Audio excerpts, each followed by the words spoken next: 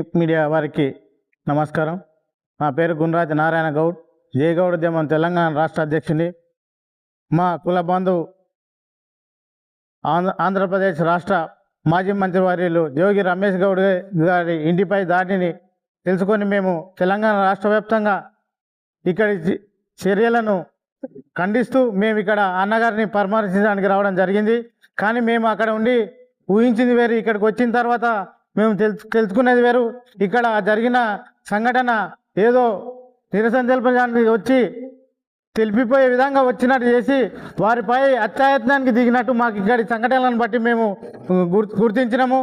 ఇలాంటి సంఘటనలు గౌడ జాతిపై జరుగుతున్నందువల్ల మేము రాష్ట్ర వ్యాప్తంగా, తెలంగాణ రాష్ట్ర వ్యాప్తంగా మరియు ఆంధ్రప్రదేశ్ రాష్ట్ర వ్యాప్తంగా ఉన్న కుల బాంధవులు మొత్తం కలిసి అన్నగారికి మద్దతు తెలపడానికి ఈ రాష్ట్రానికి మేము రావడం జరిగింది.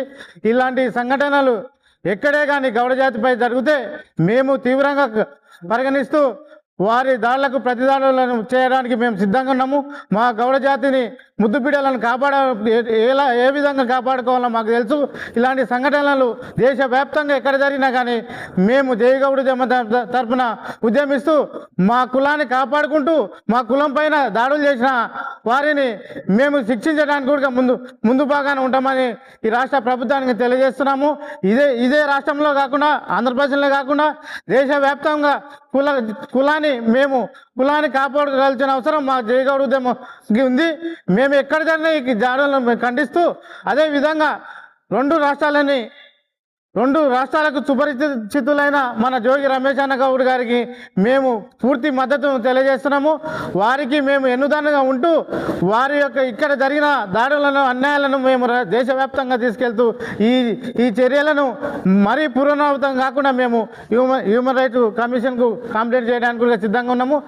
ఇంకా ఈ డిపార్ట్మెంట్, ఇక్కడ ఉన్న పోలీస్ డిపార్ట్మెంట్కి ఏం చేస్తుందో, నిద్రపోతున్నా ఏం చేస్తుందో సినిమా చూసినట్టు చూస్తుంది. అట్లాంటి సంఘటనలు జరగకుండా వాళ్ళు కాపాడాల్సిన బాధ్యత వారి పైన ఉంది. కానీ ఇక్కడి సంఘటనలు జరిగినప్పుడు వారు ప్రేక్షక పాత్ర వహించారు.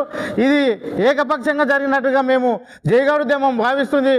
మేము ఇలాంటి సంఘటనలను తీవ్రంగా పరిగణిస్తూ ఇక్కడి ప్రభుత్వాలను ఎక్కడ జరిగినా ప్రభుత్వానికి తీవ్రంగా హెచ్చరికలు జారీ చేస్తూ ఇలాంటి సంఘటనలు జరిగితే ఖబర్దారని మేము నినందిస్తున్నాము.